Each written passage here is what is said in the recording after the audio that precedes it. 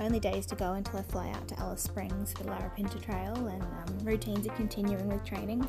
My base weight ended up at about 10 kilos, so plus 5 days worth of food, and I've got today, I think I've got 4 litres worth of water on board, just to keep everything practiced and moving. Yeah, of course, if you want to keep checking out my little videos, you can send me a like and subscribe or whatever. My to-do list until takeoff is pack all my stuff into suitcases after today's walk so that I can get it on the plane.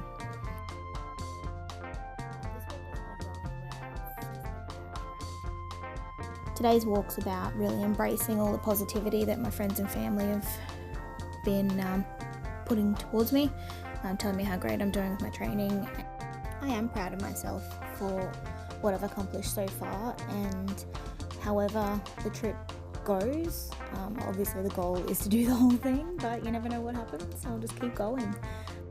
I'm taking on board the power and inspiration of all the people that tell me they believe in me, and I believe in me too.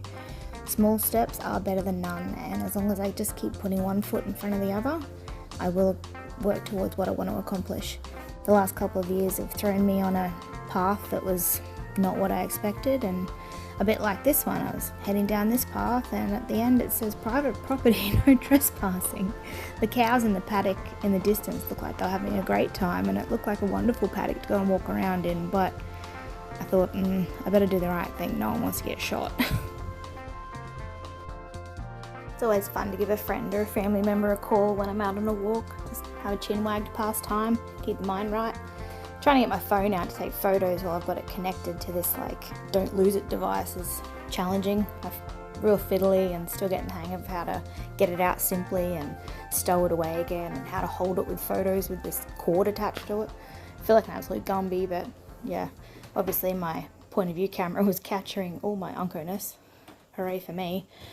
All these things to practice before I get out on the big adventure and have actual real amazing scenery to capture, and can't wait to be there. It's getting close, I'm so excited. Pretty mixed emotions with planning to be away from loved ones for up to 24 days by the time I fly home again. But loving the outdoors, walking down beside this lagoon is really nice. The ground is obviously easy, but it's not the bitumen footpath, so it was nice to still give the ankles a nice workout. Hit a few muddy sections underfoot that was a bit sketchy, went for a bit of escape. But our pack's feeling great. Just loving how close the adventure's getting.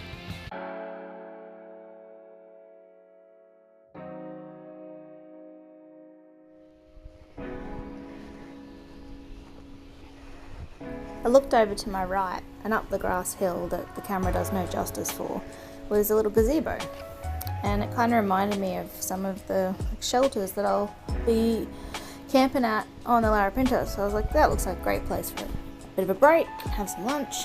So off I trot up the hill. Lush, beautiful grass, nothing like the terrain that I should be training on, but I couldn't resist this beautiful little shelter in the middle of these gorgeous gardens.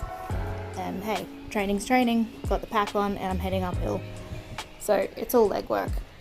And the pack's feeling great on my back with the water I'm carrying, and I've got the 5 days worth of food in there for practice. So it's sitting at about 16 kilos for today's walk, which is amazing for practice.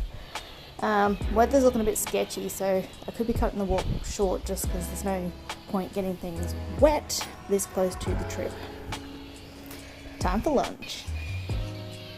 My basic lunch of a salami stick, a snack and a muesli bar turned into an hour and 45 stuck in the gazebo. But I made the 8k track back to the car eventually when I could, and next time you see me I'll be on the Larapinta Trail. Catch ya!